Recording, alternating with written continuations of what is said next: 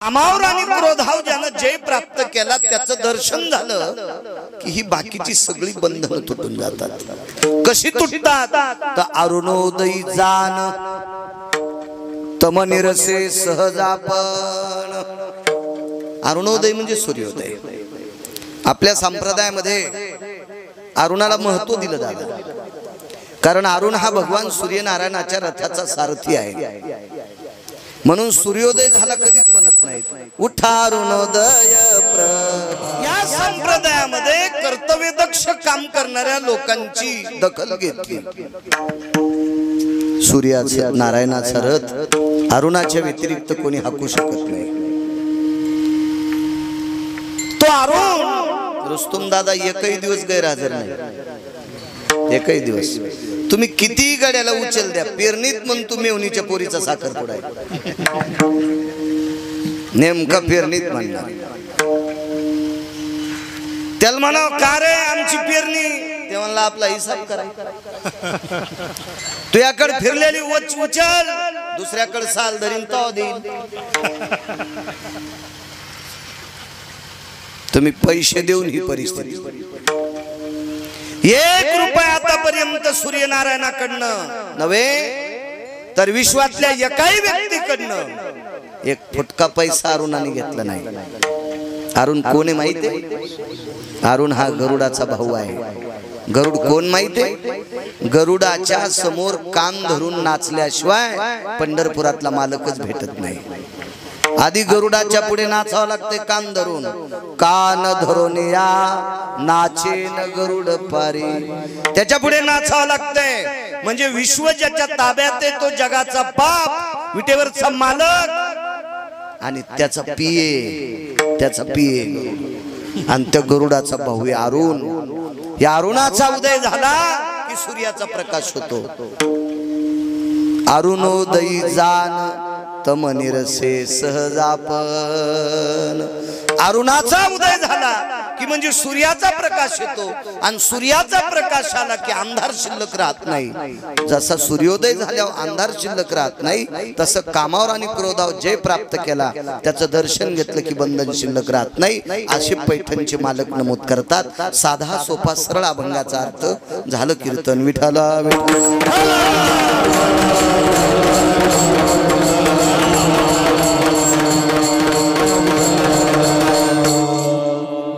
मोठ्या श्रद्धेने, मोठ्या अट्टहासाने, मोठ्या असीम प्रयत्नाने चालत असलेली मला वाटते गेल्या 13 वर्षाची परंपरा।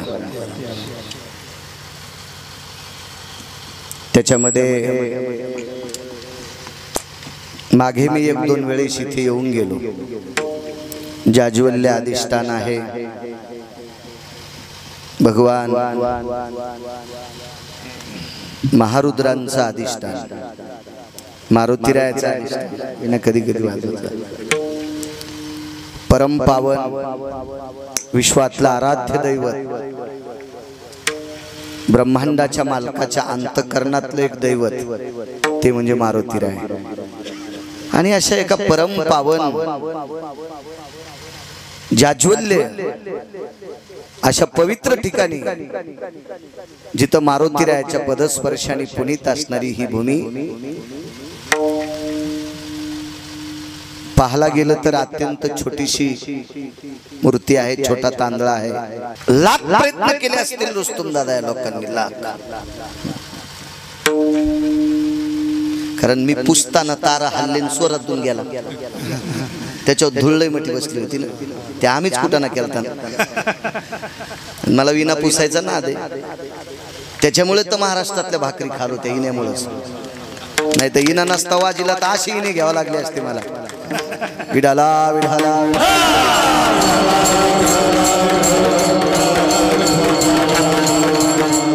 माझ्यापेक्षा दादा तुम्हाला अडचण येते, कारण तुम्ही स्वरातले तज्ञ माणसं आहात। माझं काय चलत राहिलं। लाख प्रयत्न केले असतील, गावकऱ्यांना वाटलं असेल इतक्या लांब कशाला यावा, मारुतीराय आपण गावात न्यावा, नव्या गावात न्यावा, खूप प्रयत्न केले असतील। आमच्याही लोकांनी गंजा येणं घेतले असतील, कोणी यज्ञ केला असेल, कोणी आमक केला असेल, कोणी आहुत्या टाकल्या असतील, कोणी मीन काढतो म्हणले असतील, पण नाही, तो मालक मालकच मालकच आहे. कारण या मारुतीरायाची प्राण प्रतिष्ठा तो तांदळा म्हणजे ती मूर्ती जरी रुस्तुम दादा दिसायला छोटी असेल पण त्या मूर्तीमध्ये जीव ओतलाय, ज्याला आपण प्राण प्रतिष्ठा म्हणतात.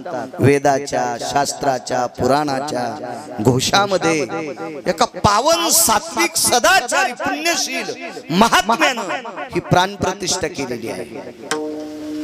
म्हणून देवाला हीच जागा आवडते. याच्याकरता इथून प्रभू नाही आले. मला असं वाटतं इथं सेवाधारी साध्या विचाराची व्यक्ती आहे, एकदम प्रांजळ सात्विक सदाचारी साध्या विचाराची व्यक्ती आहे. अशा व्यक्तीने अनुमतीनं देवाला मागचं पुढे नूतन वास्तूमध्ये देवानं प्रवेश केला असेल ते एका साध्या भाळ्या भोळ्या व्यक्तीचा ऐकून, पण तिकडे नाही. अशी एक अलौकिक अधिष्ठान, जाज्वल्य आणि अधिष्ठान, अशा या परम पावन अधिष्ठानावर मलाही पंढरीतल्या मालकाचं ज्ञानोबराय तुकोबरायचा नामाचा घोष करण्याचा योग येतोय. माझं मत भाग्य.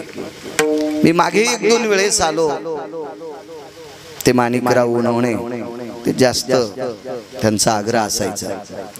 आणि याही वर्षी खूप दिवसापासून तारीख त्यांनी घेतलीच होती माणिकरावांनी, पण मध्यंतरी मला सांगितलं की आमच्या गावामध्ये देशसेवेमध्ये एक व्यक्ती आहे, आमचे कृष्णा प्रकाशराव चव्हाण फौजी आहेत, ते देशसेवेत आहेत.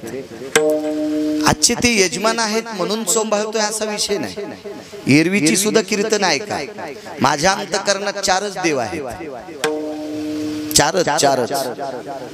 काशीतले मालक आणि पंढरीतले मालक एक देव, यांचं भजन करणारी अष्टादश संत 2 नंबरचे देव, ज्यांच्यामुळे आपण उद्याचा सूर्य पाहतो ते देशाचे जवान फौजी हे 3 नंबरचे देव, रक्ताचा घाम करून मातीत टाकतो आणि त्याचे मोती जगाला तयार करतो तो शेतकरी राजा 4था देव. 4 देव.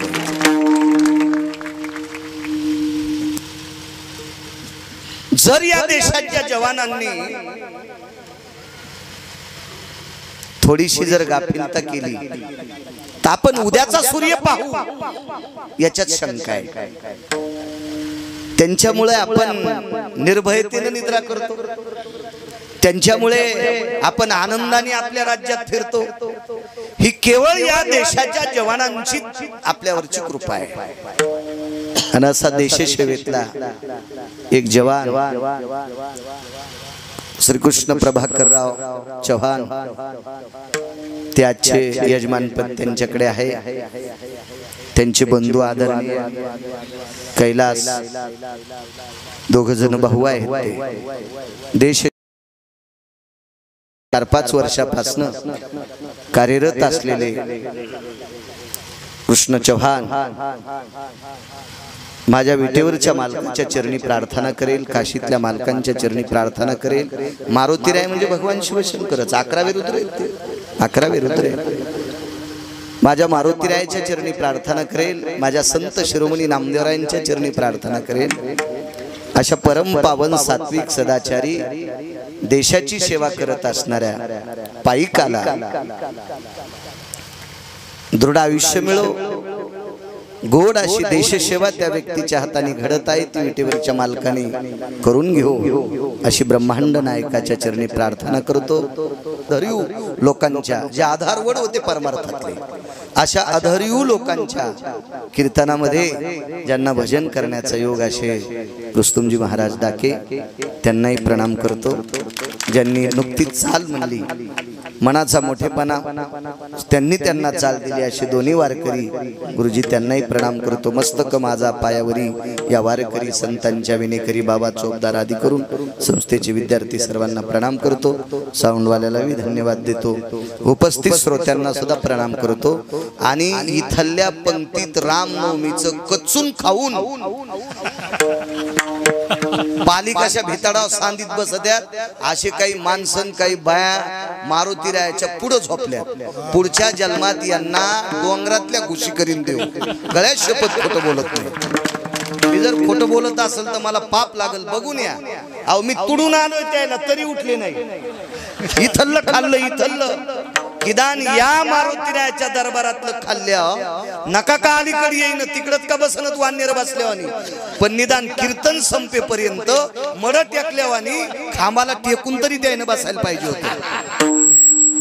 तर ते सरप नाही का चांगलं खाल्ल्यावर असं लोळत कुठं तरी असे झोपले. बया पण आता बया पण आहेत काही माणसं पण आहेत त्याला पुढच्या जन्मात देव बोकड्याच करणार. हो आणि या झोपलेल्या याला घुशी करणार त्या बायाला. विठाला विठाला. आणि तुम्ही पुढे बसल्या म्हणजे लय तुम्हाला चोमाळीत नाही. तुम्ही सुद्धा पुढे बसा. ही 20 फूट जागा माणसाला द्यायला पाहिजे. इतका कब्जा करता तुम्ही. यायला तुम्ही फेकून दिलं फेकून दिलं. तुम्हाला किंमत कोणामुळे असती? माणसांमुळेच ना. बाई कलेक्टर होती नाव घेताना नवरा कलेक्टर नव्हता. ती म्हणली मी नाव घेणार नाही. म्हणलं बाई जिल्हा जरी ताब्यात असेल पण हे जिथं आहे तोपर्यंत तो तोंड चांगलं दिसत आहे. हे ज्या दिवशी जाईन का त्या दिवशी तू तोंड भोगून यावानी दिसन. मग तुम्हाला किंमत मालकामुळेच आहे. मालकाला दिलं वड्याच्या कडीला काढून आणि तुम्ही माया पुढे बसल्या होय. नाही नाही त्यानं बसावा ना. पण तुम्ही उद्या माग सरका ते उद्या बसत. आजच्या दिवस माफ करतो तुम्हाला. उद्या मात्र तुम्ही माग बसायचं. 20 फूट जागा माणसाला द्या. विठाला विठाला.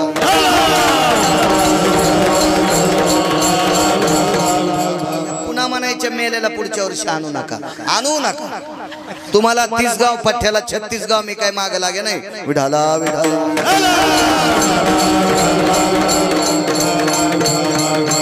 शिस्त असली पाहिजे. संप्रदायाची शिस्त असली पाहिजे. अहो 4-4 लाख लोक इस्तेमाला जमायले. मुस्लिम समाजाच्या इस्तेमाला 4-4 लाख लोक जमायले. काय शिस्तीत बसतील तुम्ही? कसली बसलीत माणसं. वा वा वा वा वा वा. मड फुकून दिल्यावर माणसं वाऱ्याच्या सुतानं बसत असते. वाऱ्याच्या सुतानं आपल्याकडे धुपण येऊन असं बसत असते. आणि तुम्ही पुन्हा अपेक्षा करता काय देव कहा पाऊस पाडायला असाच पाडणारे तुम्ही आशे बसायले म्हणून. विठाला विठाला. मला सांगा देवानं वेळेला पाऊस पाडावा. देवानं वेळेला आपलं काम करावा अशी तुम्ही अपेक्षा करता.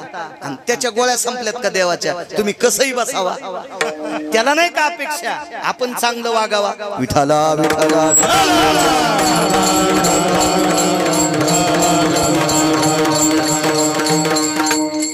राजेहो कीर्तनकाराला मुळीच भिवू नका. कंबर सोडल्याच्या नंतर तुमच्यात आणि माझ्यात काही फरक नाही. पण भेट जा मंदिरातल्या देवांना. भेट जा त्या देवांना. तिथे वाक जा त्यांना भेट जा. एरवी कोणालाच भेऊ नका. मी म्हणत नाही आम्हाला भ्या पण त्यांना भ्या. त्यांना भ्या. ज्याच्या दरबारात आपण कीर्तन करतो ना तो किती मोठा आहे. येऊनी जन्मला मरकट तो वैष्णवा माझी अतिश्रेष्ठ. हनुमंत म्हणावया कनिष्ठ आईसा पापिष्ट कोण आहे. पैठणच्या मालकांचं वाक्य ते वैष्णवा माझी अतिश्रेष्ठ. एवढा अधिकार मारुतीरायांचा आहे. आणि त्या मारुतीरायाच्या दरबारामध्ये मला पुनश्च एकदा कीर्तन करण्याचा योग येतोय. माझं परम भाग्य. उपस्थित तुम्हा सर्व श्रोत्यांना नाक घासून प्रणाम करतो आणि माझ्या अभंगावर येतो. वेळेच्या पुढे तुम्हाला 1 मिनिट सुद्धा त्रास देणार नाही. विठाला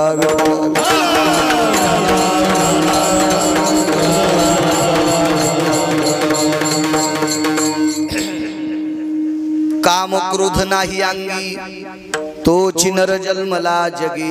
ज्यानं कामावर आणि क्रोधावर जे प्राप्त केला त्याला मालक नर म्हणतात. बर काम जिंकणं इतकं सोपं आहे का? कामानं चांगल्या चांगल्यांचं वाजिलंय. कामाजी कोतवा हरी हराची आबरू घेतो. भय नाही त्याशी जमदग्नी दुर्वास नाडिले. महान महान ऋषी. कोण जमदग्नी कोण दुर्वास? हे काय 2-4 अभंग पाठ असणारे महाराज होते का?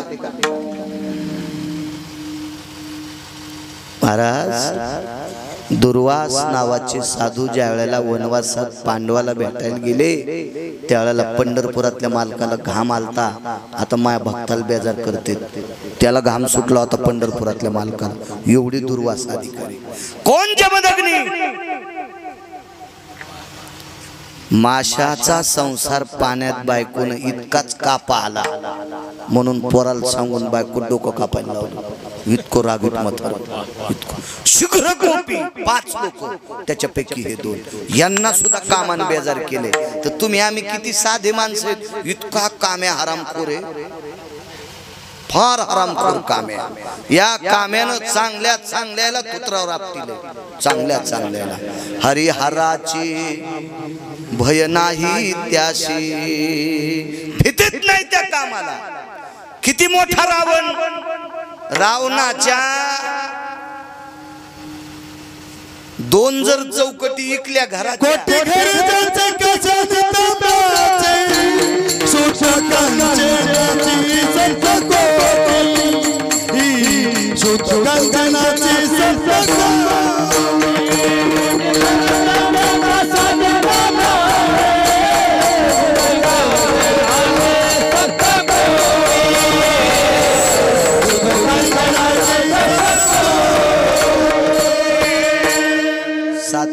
घर सोन्याची.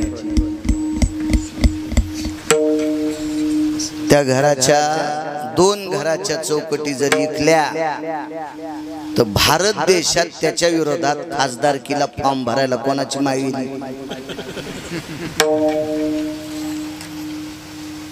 एवढा मोठा रावण. पण पहा त्या रावणा काय झाले. एवढा मोठा श्रीमंत 2:18 दुपारी रुस्तुम दादा आपटू आणला. कायम स्वरूपी विश्वातून रावण नाव काढल्याबरोबर अंतःकरणात भल्या भल्यांना घाम सुटतो की याला इतकं कृत्य केल्यामुळे याचं किती वाईट झालं. इतका काम चित्र, इतका काम. 10 क्विंटल सोयाबीन वाल्याला तर कवा बी हानी न देऊ.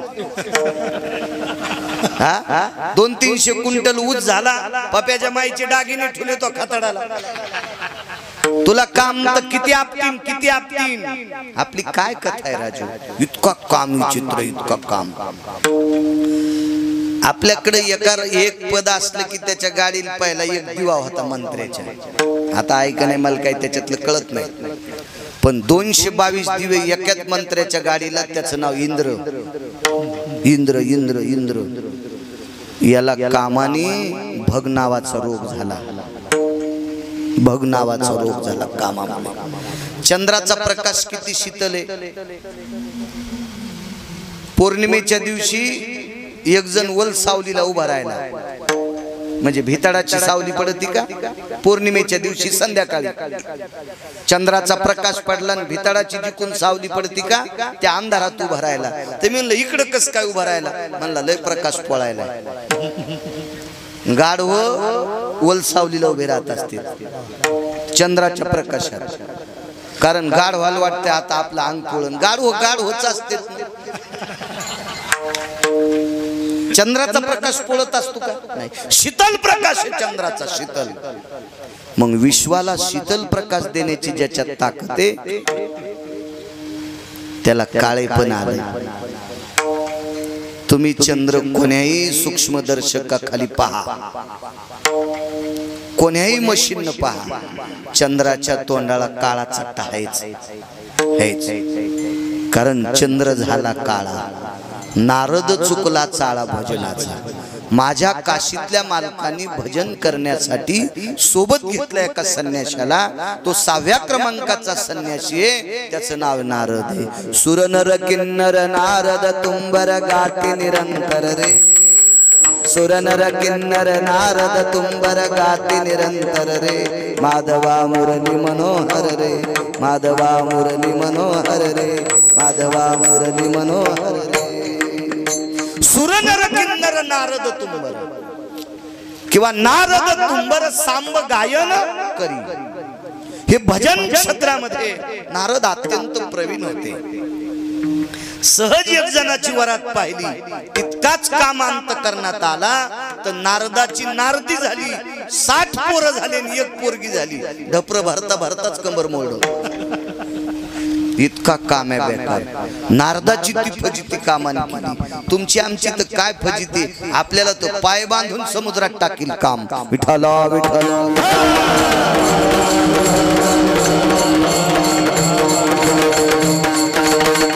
फार विचित्र काम. आपली स्वतःची बायको सोडून जगात जी बाई दिसन तिला माय म्हणून पहा, बहीण म्हणून पहा. तुम्हाला दगडा वापतील मरण नाही. हो, यायचे वस्त्र पण इतके तेजस्वी असते. तुम्हाला एक माहिती आहे का, ह्या भारत देशातल्या बाईच्या लुगड्याला डुकर पण भेटते. डुकर पण भेटते, डुकर पण. टमाट्याला काय लायते भावताल? साड्या. द्राक्षाच्या बागाला ऊसात डुकर घुसुनी म्हणून साड्या. ज्वारीला बर साडी अशी जर वाळू घातली धडक आणली तर कपाळ फुटत का? पण दादा डुकर पण भ्याले. तुम्हाला सांगतो हरण पण भ्याले, रोही पण भ्याले. कोणाला? नुसत्या साड्या. तर साडी नेसणार नीला. काष्टा या पाषाणा मृत्तिकेच्या,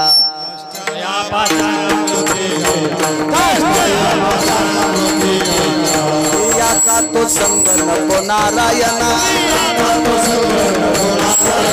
याचा तो संग नको नारायणा. काष्टा या पाषाणा मृत्तिकेच्या,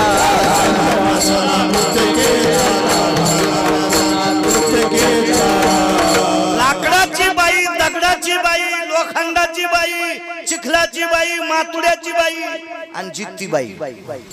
यायला जगदंबा समजून नमस्कार करायचा. हो, यायला देवी समजून नमस्कार करायचा. यायला रुक्मिणी आई साहेब म्हणून नमस्कार करायचा. यांना पार्वती आई साहेब म्हणून नमस्कार करायचा. यांना सावित्री माता म्हणून नमस्कार करायचा. यांच्याकडे पाहत असताना पोटात पाप उत्पन्न झालं की काम्यानं हाणलंच समजायचं. आपल्याला सोडीतच नाही कोणाच्या बापाला काम.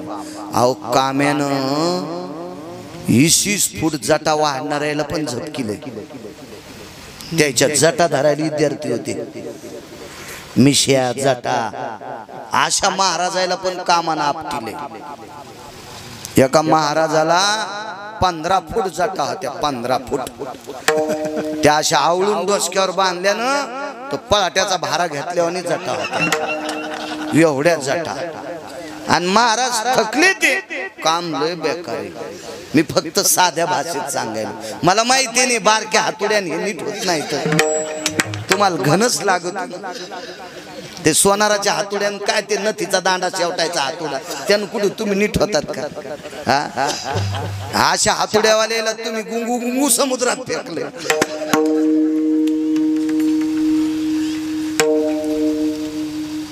ते महाराजाशी काम लय बेकार आहे. फार काम बेकार आहे. थकले महाराज. त्यांच्या आश्रमात पर्णकुटीत त्यांच्या अंथरुणावर पडले आणि विद्यार्थी स्नाना करता गेले. महाराजाला स्नान घातलं आणि विद्यार्थी स्नाना करता निघून गेले. आणि महाराजाचा अंतकाळ जवळ आला. 4-5 मिनिटं महाराजाचं मरण राहिले. 5 मिनिटात महाराज जाणार आहेत. आता फक्त 5 मिनिटात. आणि 5 मिनिटात महाराज मरणार. तेवढ्या अवकाशात त्याला ताण लागला. ताण. अरे पाणी देईल का कोणी? पण उठून घेता येत नव्हतं. उठून घेता येत नव्हतं. थकले. आयुष्य किती राहिले माहितीये? 5 मिनिटाचं. 100 वर्षातले 5 मिनिटं काढून टाका. इतके महाराज जीवन चांगलं जगले. काचा इतकं निर्मळ, तांदळा इतकं शुभ्र जीवन, एका तिळा इतकं पाप केलं नाही महाराजांना. आणि आयुष्य राहिलं 5 मिनिटं आणि तहान लागली. अरे पाणी देईल का कोणी? 2-3 आवाज देत, पण पाणी द्यायला आश्रमात कोणीच नव्हतं. रस्त्याने एक बाई चालली होती शेतातल्या भाकरी घेऊन. तरुण माऊली होती बिचारी, या महाराष्ट्रातली, या भारत देशातली पवित्र माऊली होती. शेतात सासऱ्याची मालकाची भाकरी घेऊन चालली होती. पण महाराजाचा रस्त्यानं जाता जाता आवाज ऐकला, अरे पाणी देईल का कोणी. बाईच्या लक्षात आलं महाराजांना तहान लागली, शिष्य दिसत नाहीत. टोपलं टेकलं, त्यांच्या माठातला पेला भरून पाणी घेतलं आणि महाराजांच्या हातात दिलं. आयुष्य राहिलं 2 मिनिटाचं. 2च मिनिटं आयुष्य राहिलं आणि इतकं जीवन चांगलं जगले महाराज. आणि 2 मिनिटं आता मरण राहिले. तेवढ्या टायमात त्या बाईकडे पाहिलं, म्हणले ही जर तरुणपणात भेटली असती तर हिच्या संग लग्न केलं असतं. महाराज काय म्हणले, ही जर तरुणपणात भेटली असती ना तर हिच्या सोबत लग्न केलं असतं. तरी तपोबळी जन्म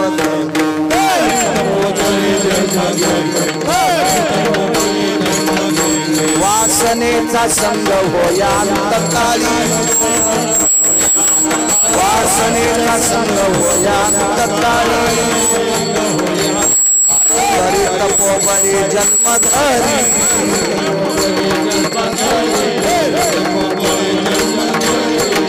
100 वर्ष आयुष्य चांगलं जगला. शेवटी मरता मरता 2 मिनिटं वासना अंत करण्यात आली. तरी त्या तपस्व्याला पुन्हा गर्भवासाला यावं लागतंय. इतकी हलकट वासना आहे, इतका हलकट काम आहे, इतका काम्या नालायक आहे. मोठमोठ्यांचं वाजिले विडाला विडाला.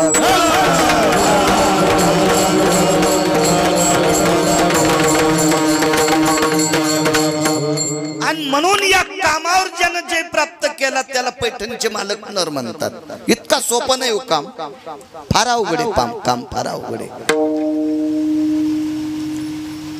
अशी कितीतरी लोक आहेत. त्याच्यापैकी ज्यांच्या पुढे मी कीर्तन करतोय अशी परम पावन मारुतीराय यांनी कामाच्या अशा मुसक्या आवळल्यात की मारुतीरायचं नाव घेतल्याबरोबर कामाला घाम सुटतोय, काम थरथर कापतोय. इतका दर्जा मारुतीरायचा आहे, हा अधिकार मारुतीरायचा आहे, हे वजन मारुतीरायचं आहे, हे भक्तीचं टोक मारुतीरायचं आहे. काम असं लोटांगण घालतोय मारुतीरायच्या पुढे, लोटांगण चल चल कापतोय मारुतीरायला काम.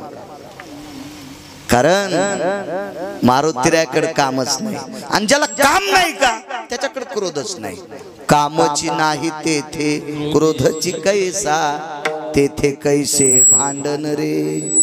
रामागड्याची आवडी मोठी म्हणून लंके पेन रे. मागचं पुढचं असू द्या. कामाची नाही तेथे क्रोधाची कैसा. ज्यानं काम जिंकलाय का मग तो क्रोध जिंकू शकत असतो. आणि कामाने क्रोध जिंकला तो नर आहे. असतील का अशी लोक? ऐका, एका व्यक्तीचं लग्न झालं, लग्न वाढवा, लग्न झालं एका व्यक्तीचं. बायको माहेरी गेली. आपल्याकडे मांडव परतणी वगैरे म्हणण्याची पद्धत आहे. लग्न झाल्यावर 2-4 दिवसाला ती माहेरी गेली आणि 2-3 दिवसानं ठरलेल्या वेळेला ती येणारच होती. पण काहीतरी अडचण असल्यामुळे ती त्या दिवशी आली नाही. नवरदेव होता, दिवसभर काम केलं, घरी आले. 5-6 वाजता विचार केला, दिवस माळवता. घरच्यांना विचारलं, आई ही आली नाही का ग? नाही. आज येणार होती म्हणे, नाही आली. 6:30 पावणे 7 वाजता नवरदेव सासरवाडीच्या रस्त्याला निघाला नवरदेव. नुकतंच लग्न झालेलं 7-8 दिवसापूर्वी. आज दुपारी येते म्हणली होती आणि आली नाही. ज्यांनी कामावर जे प्राप्त केला ती नराच्या यादीत लोक आहेत. त्यांचं दर्शन झाल्यावर देहाची बंधनं तुटतात. ते इतकी पवित्र असतात. काम बांधवोडी, काम बांधवोडी, काम बांधवोडी, काम बांधवोडी, काम बांधवोडी, काम बांधवोडी, काम बांधवोडी.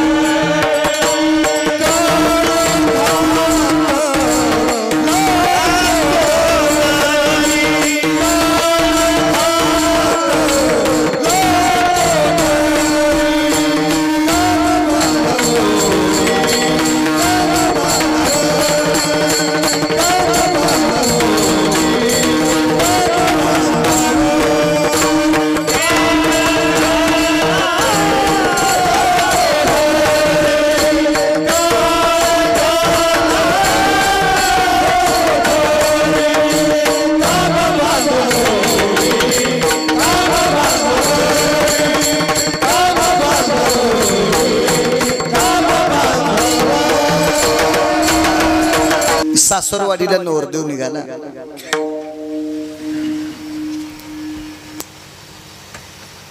पायी पायी रस्ता होता.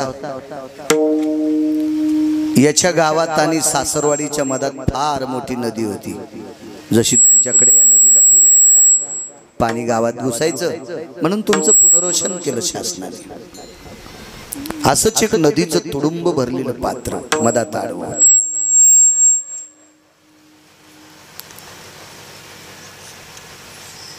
पत्नीच्या भेटी करता तो नवरदेव निघालेला आहे. लग्न झाल्यावर 4-2 वर्ष बायको किती आवडती ते लग्न करणाऱ्यालाच माहित असतं. मी सुद्धा लग्न केलं. मी काय ब्रह्मचारी संन्यासी नाही. लग्न केलं. तुमचं झालं नाही? शोधात आहे समज. राहू दे 1-2 वर्ष दादा, कशाले पकवादबाजीनं लय सोपं आहे बापू. मोठा अवघड आहे. पण बरं परिपक्वता आल्यावर करा लग्न, काय हरकत नाही, केलं पाहिजे. पण बायको 4-2 वर्ष लय आवडते, कारण ती जीव बी लावती ना 4-2 वर्ष.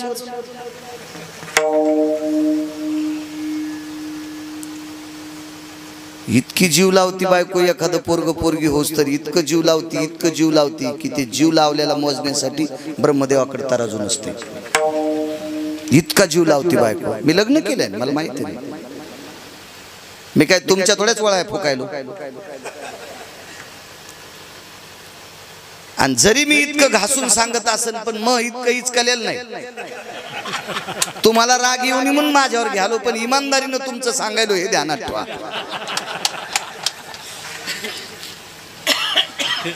इतका जीव लावती बायको, पण एक पोरग झालं की 50% जीव लावणं बंद झालं. तुकडाच आपण मग त्या 50%चा तुकडा. आणि एक पोरग होऊन मग त्याला पुन्हा पोरग व्हावा म्हणजे हिचा नातू. 50% प्रेम नातवावर आणि 50% प्रेम पोरावर. मथाऱ्याच्या आणि कुत्र्याच्या भाकरी आखाड्यावर संगच एकाच पालवात, खाली मथाऱ्याच्या आणि वाळलेल्या कुत्र्याच्या वरी. पण नादानं भूक लागल्यावर कुत्र्याच्याच एकात. याला वाटतं शिळ्यात दिले. इतका फरक पडतो. पण सुरुवातीला संसार इतका गोड वाटतो, ते गोड नसतोय. म्हणून तर मालक एका ठिकाणी म्हणले, फलकट तो संसार, फलकट तो संसार, येथे सार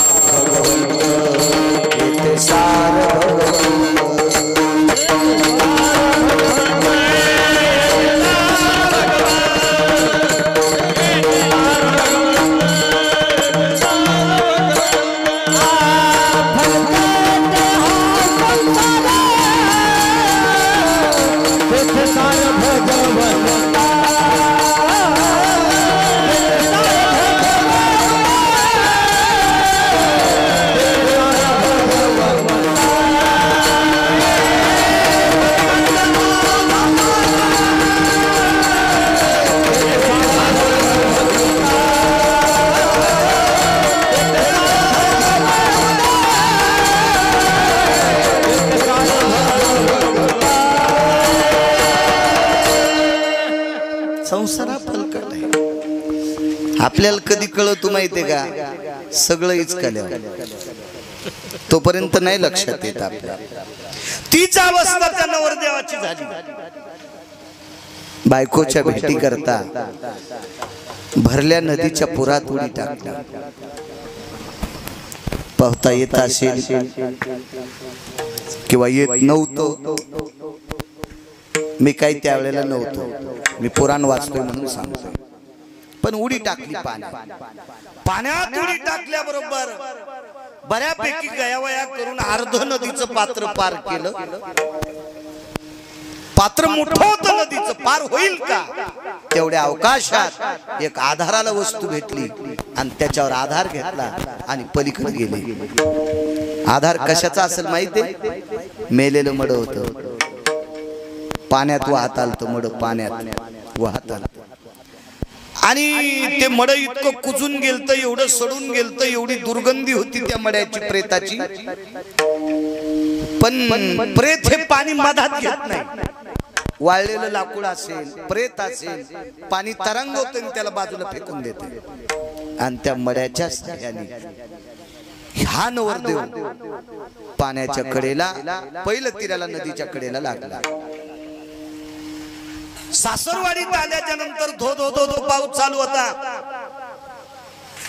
फोन नव्हता, एखादा मिस कॉल द्यावा, रिंग द्यावा, फोन सुद्धा नव्हता. मेसेज टाकावा, व्हॉट्सअप करावा, चॅटिंग करावा, काही नव्हतं. कोणाकडेच नव्हता. त्या आरती त्या नवरदेवाकडे नव्हता आणि त्या नवरीकडे नव्हता. आता कोणाकडे फोन आहे. गेल्या वर्षी आमचा कापूस खुरपायला 10-15 बाया होत्या आणि 5-6 तास खुरपायची राहिली. तर गड्याला मी म्हणलं तुझ्या घडीचा काटा जर 20 मिनिटांनी माग घे, 20 मिनिटांनी घडीचा काटा माग घे असं गड्याला म्हणलं. गडी म्हणला महाराज कसं. म्हणलं घे ना, हे एवढे 6 तास खुरपून देतात, मी काही त्याची मजुरी खाणार नाही. मजुराचं खाऊ नये, देवाचं खाऊ नये. देवाचं खाऊन जर न कीर्तन ऐकता झोपले तर घुशी होते. हो, आणि देवाचं खाऊन कीर्तन न ऐकता झोपले तर दाढीवाले बोकडी होते. मग कोण्या हिवराचा पाला खातील आणि एकादशीच्या दिवशी 70 भाई त्याला कापतील. कारण त्याला काय घेणे, त्याला काय पर्व काळ असतो का 70 भाई. तर एकादशीच्या दिवशी याला कापणार. देवाचं खाऊ नये, भावाचं खाऊ नये, मजुराचं खाऊ नये. मजुरानं पण मालकाचं नीट काम करावं. नाही तर रोजानं घेतल्या अशी हळूच कोण उठत. मग तिचं खुरप घेईन, त्या खुरप्याने एकूण एकीची मातीच काढते. जशा मंदिरात बसल्या 5 मिनिटं माती काढायलाच लावते आणि घरच्या रानात इतका टाइम लावतात का. रोजानं काम केलं आणि गुत घेतल्या. पदर कोणीकडे गेलाय, जिंजा कोणीकडे गेल्यात, काही नाही काही नाही काही नाही, खुरपीतच राहतात. एका खुरप्यानं तण काढण, एका खुरप्यानं तण झाकलं. हो हो, गुत घेतल्यावर काय करतात माहितीये का, मोठ्या बेटीवर गवत टाकतात. ती बेट काढीतच नाही, गवतानच बेट झाकी त्या. हो, आणि मग रोजदारी पडली 3 दिवसाची. एकाच दिवशी 750 रुपये रोजदारी. हावसानं पैसे कमरात खोसून नेले आणि घरी गेल्यावर साखरेच्या डब्यात टाकले.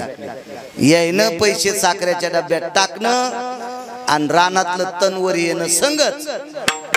आणि यायनंच बस साखरेच्या डब्यात पैसे टाकणं, पप्याच्या बापाला गवसणं संगच. पप्याच्या बापानं ते पैसे घेणं, फाट्यावर प्यायला जाणं संगच. तुम्हाला तरी कशी पसतील त्या मालकाला चट्टा दिल्यावर. मग मी 20 मिनिटानं घडीचा काटा जर माग घेतला आणि त्या 15 बायाला जर 10 रुपये रोजदारी आगाव नाही दिली तर मला तरी कशी पचतील.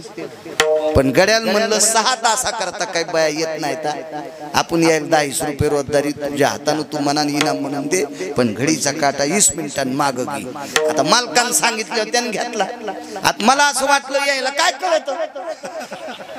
द्वारकाबाई, सखूबाई, वाचाबाई, अंतिकीबाई, मंजुळाबाई, काशीबाई, चंपाबाई ह्या सगळ्या होत्या ना. हो, शहानबुबू, हो, ह्या सगळ्या अशा 15 जणी होत्या ना त्या. आमच्या इथं त्या बिचाऱ्या कधी बी येतात त्या खुरपायला. तर मी आणलं जीजी 5-6 तास राहिले तर अजून 20 मिनिटं कमी आहेत. महाराज घडी एका घडा आहे तुमचा. मी म्हणलं जीजी हे पान घडी 5 वाजले तर. म्हणलं तुम्हाला कसं काय कळ. खुरपिनार बाईकडे मोबाईल तेव्हापासून म्हणलं बाळ्या काटे माग घेऊत नको, तुला ह्या काट्यात दाबत्यान, काट्यात दाबत्यान तुला. खुरपिनार बाया काट्यात दाबत्यान, काटा माग घेतोय बाळ्या. असं माझ्याकडे झालं नाही. मी येडाय का खुरपिनार बायाच्या नादी लागायला का. माझ्या गोळ्या संपल्या तुय. तुम्ही पण नादी लागू नका याच्या करता म्हणतोय विठाला.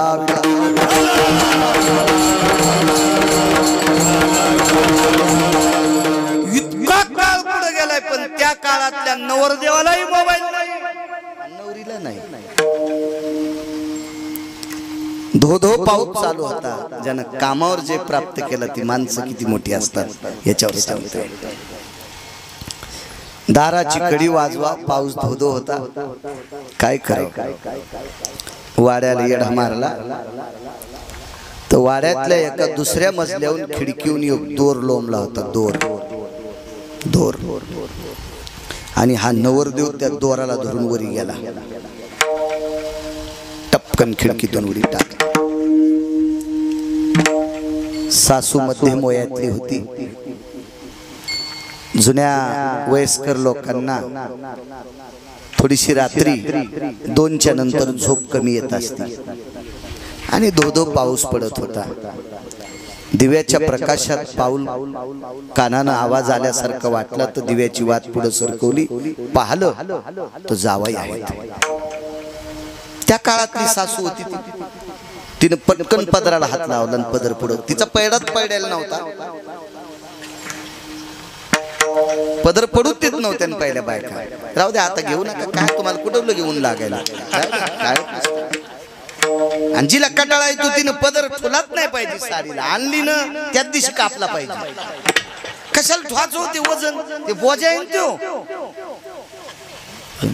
डोक्यावर पदर घ्यायचा नाही ना, आसून लोंबल्यावर आणि खांद्यावर लोंबू द्यायचा. कशाला उगं ते हाय का नाही, ते आगावपणा आहे ते करीत जात जाऊ नका. पप्याच बापाला सांग जा पदराचे पैसे मातीत घालूच नको, तू दुकानातच कापून आण जा. आणि तुम्ही बी 9-10 जणांनी मीटिंग करून एकदाच दुकानात जात जा, म्हणजे दुकानदारालाही कळण आपण पदर कापून द्यावा. ते दुकानदार माझ्यासारखंच रगील. ते म्हणला तुम्ही 25 जण साडी घ्यायला आले पदर काऊन कापायले. मी म्हणलं आमच्या बायका होंडी सोसायटीच्या अध्यक्ष आहेत. घेत जा माझ्या माईनं पदर, हसण्यावर नेत जाऊ नका. लक्ष्मी झाकलेली असावा म्हणजे पैसा. तुमच्याकडे कोटीनं रुपये येऊ द्या, डायरीच्या पुढून फाचे नाही. डायरीच्या पुढून जे नोटा ठेवते ते भिकारी नसतात बरं का, भिकार चोट असते. डायरीच्या पुढून नोटा ठेवणारे हे भिकार चोट असतात. भिकार चोट, भिकारी नाही. भिकारी परवडा एकदाच मागत आहे, हे भिकार चोट असते. म्हणून पैसा हा लक्ष्मी देवाची पत्नी हे झाकलेला असावा.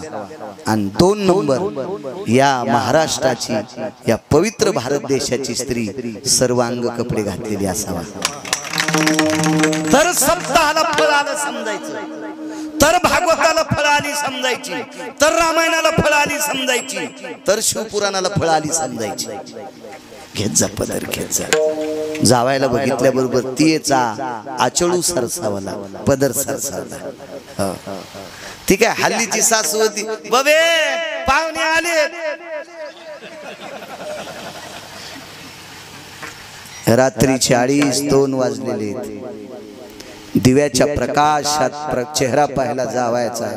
भिंतीकडे तोंड केलं आणि तशीच मागच्या घरात गेली. आवाज दिला, रत्नमाला, ए रत्नमाला. मुलीचं नाव होतं रत्नमाला. ए रत्नमाला, काय गाई, तुझे मालक आले. रत्नमाला, तुझे मालक आले. त्या मुलीचं नाव होतं रत्नमाला. त्या मुलीनं सांगितलं, आई अगं मध्यरात्र झाली, रात्रीचे 1:30, 2:30 वाजले. एवढ्या रात्री माझे मालक कसे येतील. आईनं सांगितलं, रत्नमाला, मी माझ्या डोळ्यानं जावयांना बघितलं ग. दिव्याच्या प्रकाशात खडखडाटून ती नवरी उठली. मशाल मालवलेली होती. मशाल पुन्हा पेटवली आणि मशालीच्या प्रकाशात खिडकीच्या तोंडाला पाहिलं तर आपले मालक उभे आहेत. पण मालकाच्या अंगाला मांस लागलेले, मांस मांस, सडक कुचक, दुर्गंधी येणार घाणेरड मांस लागलं होतं. ते मड्याचं मांस होतं, मड्याचं. 2-4 दिवसापासून सडलेलं मड पाहिलं प्रकाशात. मालक, अंगाला काय लागले तुमच्या. काही नाही म्हणे, मी पाण्यात उडी टाकल्याबरोबर मला एक लाकूड भेटलं. लाकूड नसेल मालक, अंगाकडे बघता का. पाहिलं अंगाकडे तर मांसाचे तुकडे लागलेले होते. मग लक्षात आलं मी प्रेतावर बसून आलो, मड्यावर बसून आलो. आणि मालक तुम्ही मोठा दरोजा लावलेला आहे, कशावरून आले तुम्ही? अगं तूच तर मला दोरी सोडली होती. रत्नमाला नावाच्या पत्नीनं सांगितलं, मालक तुमच्या पावलाचा आवाज आल्यावर माझ्या आईनं तुमच्याकडे बघितलं म्हणून मला उठवलंय. मी झोपलेली होते. मलाच आश्चर्याचा धक्का बसला. एवढ्या 1:30-2 वाजता तुम्ही रात्री मध्यरात्री कसे आले? दार तर लावलेले. मशालीच्या प्रकाशात पाहिलं तर खिडकीला साप लटकलेला होता आणि हा नवरदेव सापाला धरून वरी गेलाय. काम नाही अंगी सांगतोय, काम जिंकलाय. काम काम काम.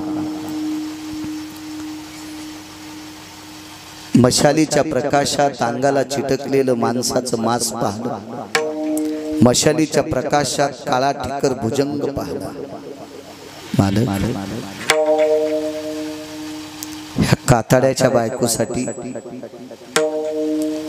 ह्या कातड्याच्या बायकोसाठी प्राण मुठीत धरून तुम्ही प्रेतावर बसून नदीतून आलात. तुम्हाला पोहता येत नव्हतं मालक. हे प्रेत जर सापडलं नसतं तर या प्रेतासारखं नदीच्या पात्रात तुमचं प्रेत तरंगलं असतं, कारण तुम्हाला पोहता येत नव्हतं. पण मेलेल्या माणसाच्या साह्याने इथपर्यंत आलात. मुद्दा 1. मुद्दा 2.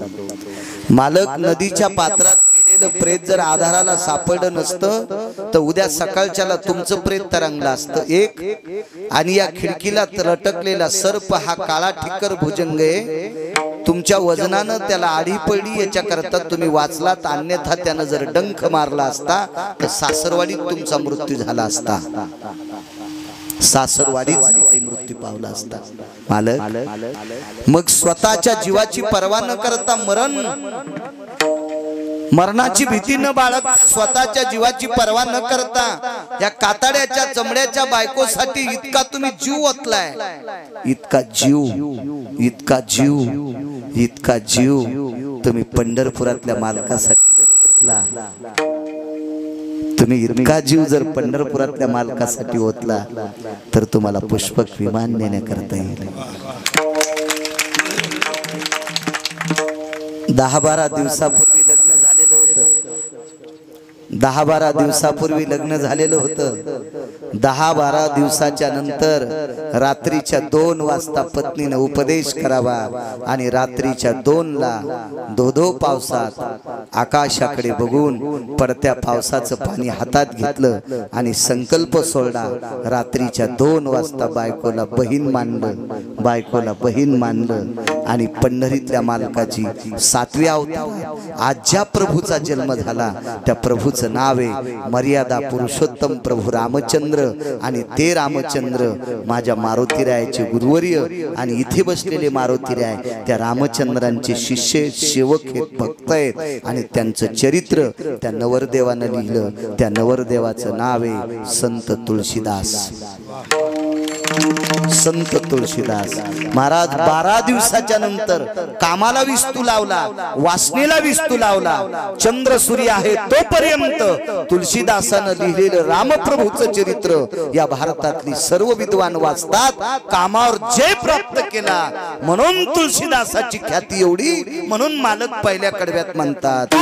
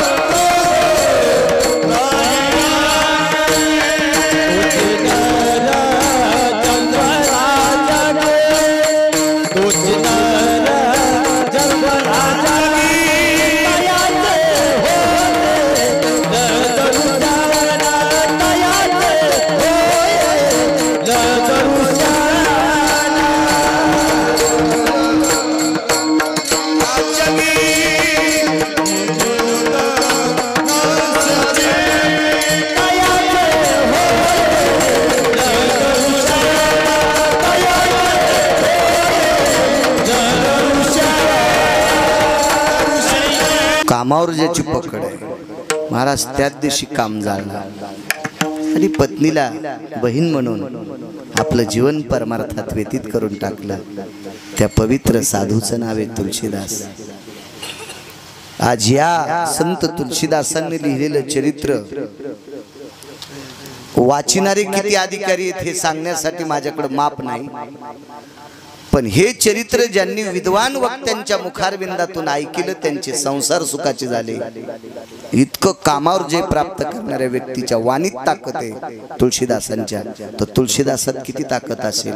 म्हणून तोची नर जन्मला जगी, आणि कामावर ज्यानं जे प्राप्त केलं त्याचा क्रोध आटोक्यात असतो। तुकोबरायच्या बाबतीत पाहायला झालं तर तुकोबरायला फसवण्यासाठी एक दिव्य देवांगणी सारखी सुंदर स्त्री पाठवली, तर तुकोबरायने तिला म्हणावं जाई हो तू माते न करी सायास, आम्ही विष्णुदास तैशन हो। तिला माय म्हणून परत केलं, काम जिंकला, काम जिंकला महाराज। मंबाजी बुवानी तुकोबरायला मारलं तर मारणाऱ्या मंबाजी बुवाचे रात्री जाऊन हातपाय दाबले, क्रोधही जिंकला, क्रोधही जिंकला, क्रोधही जिंकला महाराज। या संत लोकांकडे क्रोध नाही, काम नाही। तुकोबरायला रागही नव्हता, काम सुद्धा नव्हता महाराज। जंगलात एक सुंदर स्त्री भेटावी, पदर पडलेला आहे तरी पण तिला माय म्हणून परत करावा, ही पवित्र लोकांची व्याख्या आहे महाराज। ह्या लोकांची वागणूक यांची पोच पावती। या महाराष्ट्राच्या मातीत भारत देशामध्ये पवित्र लोक होऊन गेले की ज्यांनी कामावर जे प्राप्त केलं। छत्रपती शिवाजी महाराजांना 8 पत्न्या, 8 पत्न्या होत्या, 8 पत्न्या होत्या।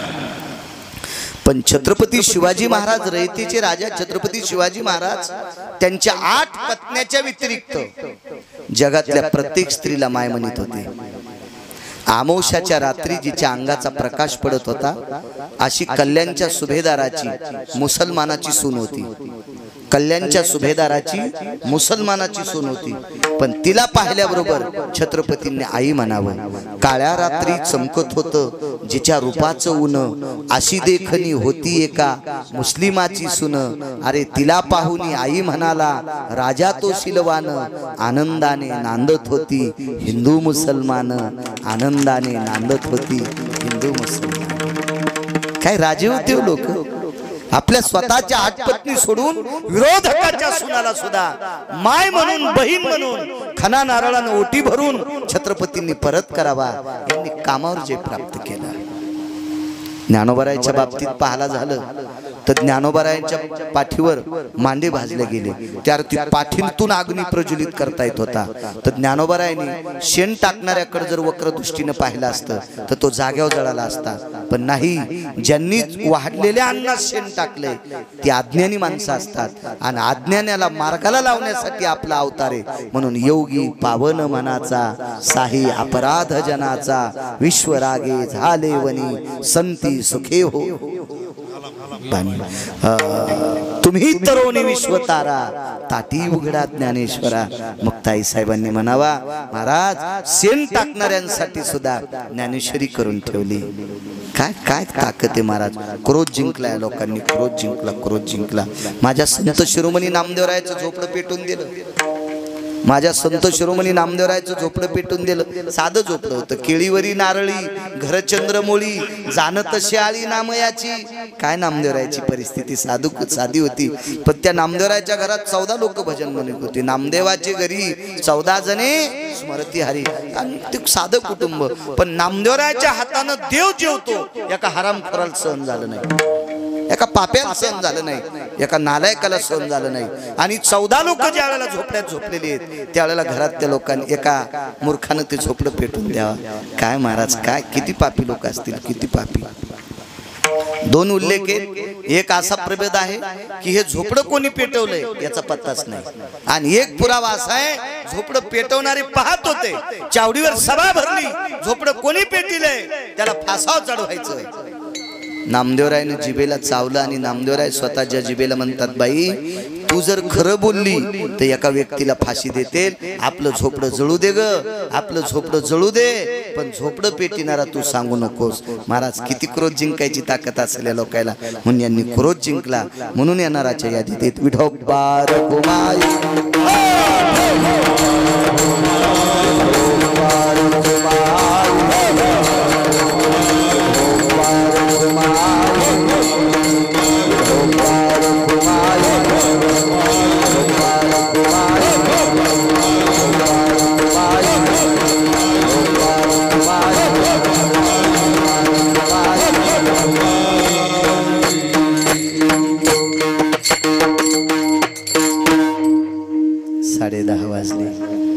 मोठ्या श्रद्धेने, मोठ्या अट्टहासाने, मोठ्या असीम प्रयत्नाने, मोठ्या उल्हासाने लोक इथं प्रसाद करतात.